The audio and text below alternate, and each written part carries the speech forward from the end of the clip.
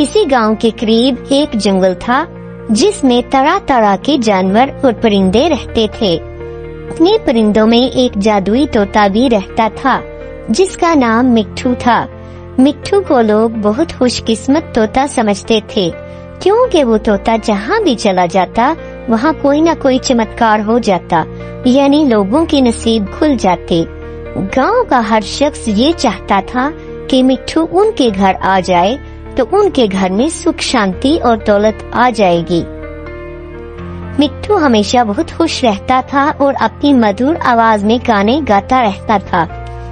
जिसके घर भी वो जाता लोग उससे खुश होकर फल और अनाज खिलाते और मिट्ठू भी गांव के लोगों से बहुत प्यार करता था और जहाँ भी जाता खुशियाँ ही बांटता था। एक दिन गांव में एक किसान रहता था जिसका नाम राजू था। वो बहुत परेशान था क्योंकि उसकी फसलें बर्बाद हो गई थीं और उसके पास खाने को भी कुछ नहीं था। वो दिन रात बहुत मेहनत भी करता था लेकिन किस्मत उसका साथ नहीं दे रही थी। एक दिन राजू ने गांव के लोगों से मिट्ठू के बारे में सुना कि वो लोगों की किस्मत बदल देता है। तो राजू ने सोचा कि मिट्ठू अगर उसके घर आ जाए तो शायद उसकी भी किस्मत बदल जाएगी। राजू ने उसे ढूंढने का फैसला किया ताकि वो उसे अपनी परेशानी बताकर उसकी मदद हासिल कर सके। अगले दिन वो जंगल में मिट्ठू को ढूंढने चला गया। बहुत देर बाद मिट्ठू उसे एक दरख्त की डाल पर बैठा मिल गया। राजू ने बहुत नरम लहजे में मिट्ठू को अपनी सारी कहानी सुनाई तो मिट्ठू बहुत परेशान हुआ और उसे राजू पर बहुत तरस आ गया।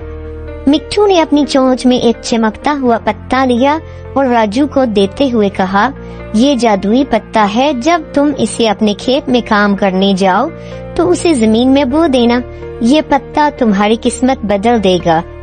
राजू बहुत खुश हुआ और वो पत्ता लेकर घर वापस आ गया।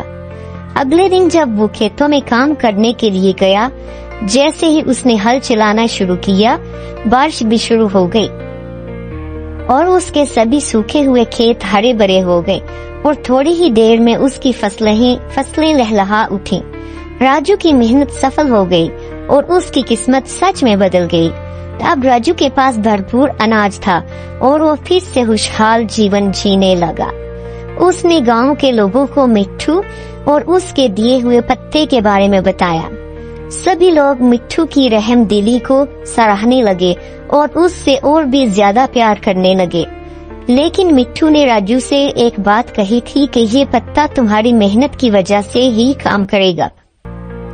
अगर तुम मेहनत करना छोड़ दोगे तो ये पत्ता भी सूख जाएगा। राजू ने मिट्ठू की इस बात पर हमेशा अमल किया और लगातार मेहनत जारी रखी। आहिस्ता आहिस्ता वो बहुत अमीर किसान बन गया, लेकिन फिर भी उसने मेहनत का दामन हाथ से ना छोड़ा। इस कहानी से हमें ये सबक मिलता है कि किस्मत भी उन्हीं का साथ देती है जो खुद मेहनत करते हैं। मजीद ऐसी वीडियोस देखने के लिए हमारे चैनल को लाइक, शेयर और सब्सक्राइब कीजिए। अल्लाह हाफिज दोस्तों, फिर मिलेंगे एक नई कहानी के साथ।